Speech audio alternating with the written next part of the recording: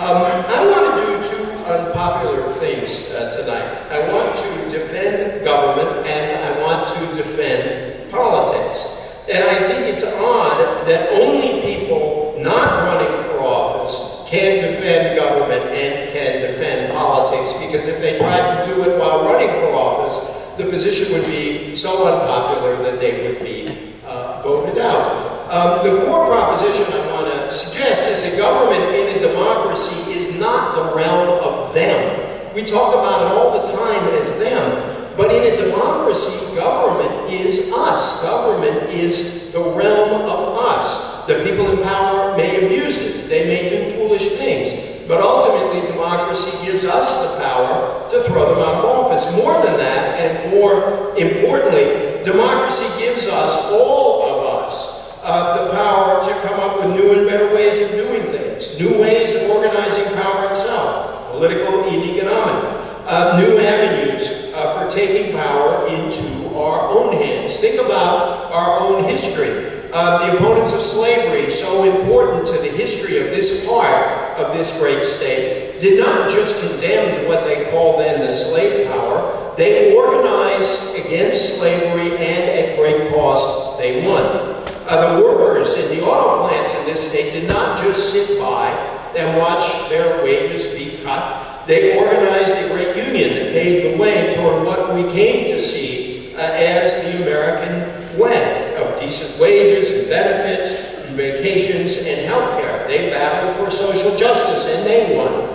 African Americans did not just sit by and accept their own oppression. They organized a great civil rights movement. So employers and real estate agents and hotels and restaurants and colleges and universities could no longer turn people away because of their color. They organized for civil rights and they won. And to be absolutely fair and balanced, as they say on Fox News, to my conservative friends in this audience, conservatives did not just give up after Barry Goldwater got defeated in 1964 in a landslide. They organized a vast conservative movement, and much to my dismay, I admit, they won a lot of elections. But I do believe there is one strand of conservative thought that I think has misled my conservative friends, and that is this anti-government strand that pretends that government is largely superfluous, that it mostly wastes money, that it is run only in the interest of bureaucrats. It is not that this story is always wrong in all its particulars. Government does fail. It can be oppressive. I'm wearing, I think I told you, a little constitution here, which is to guarantee us against oppression.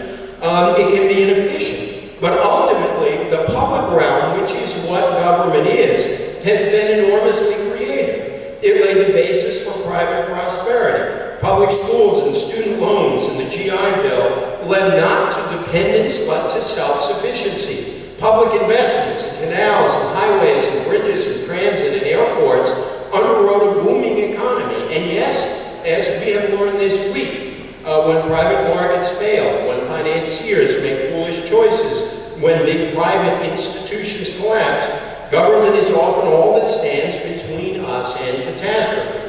When he was a Republican senator from Maine, Bill Cohen put it best, government is the enemy, he said, until we need a friend.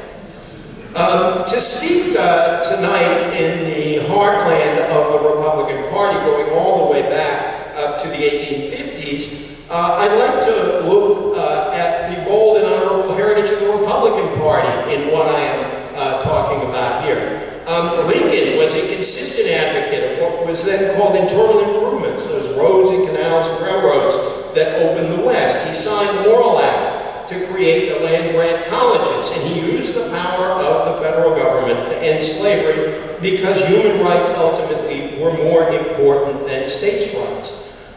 Theodore Roosevelt did not propose to stop the rise of new forms of capitalism at the turn of the century, but he knew that private power could be abused just as surely as public power could be abused. He warned against the malefactors of great wealth. He busted trust and insisted on fair competition. He put the federal government in the business of guaranteeing that the food we eat is safe and the drugs we needed work as promised. And he saw the environment as an ineluctably public good that needed protection for future generations.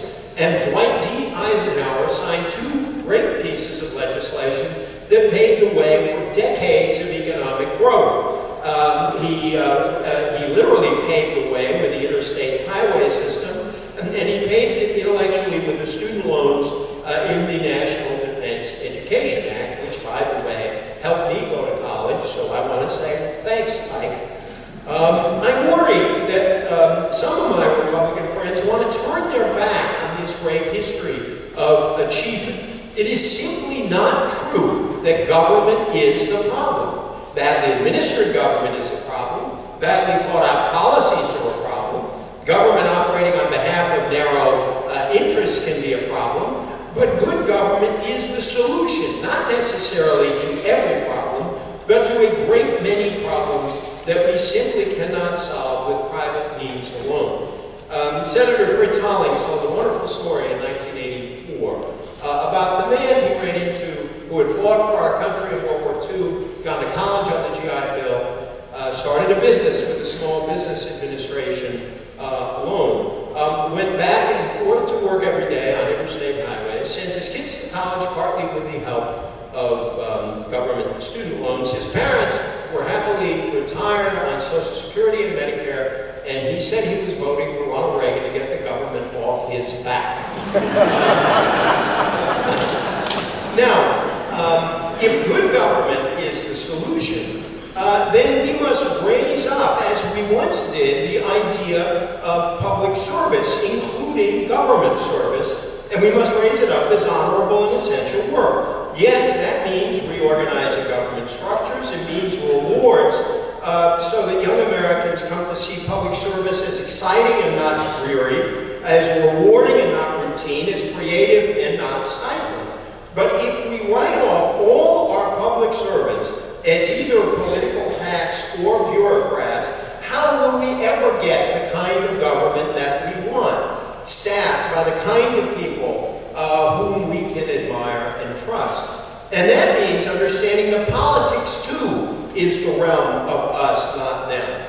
For what is politics in a democratic society if it is not an effort to resolve our differences through peaceful means, honest argument, and ultimately through resort to the judgment of the people? I think we should all be tired of politicians who run against other politicians as if they were not politicians themselves. What are they all doing?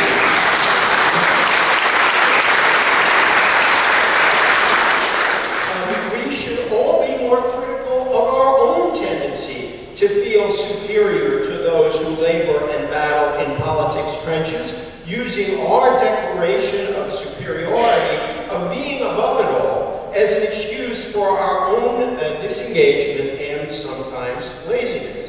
The political philosopher Michael Sandel put it as well as I know. He said, when politics goes well, we can know a good in common that we cannot know alone. Now think about that. Knowing the power of what we hold in common, and not just knowing the power of what we hold alone, I think is the key to a better politics and better government.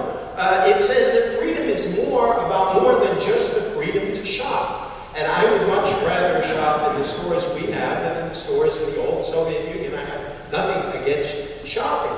But the things that we can create in common and have in our country are truly great things. We happen to be in a state with some of the best universities in the world, and those were created by public action.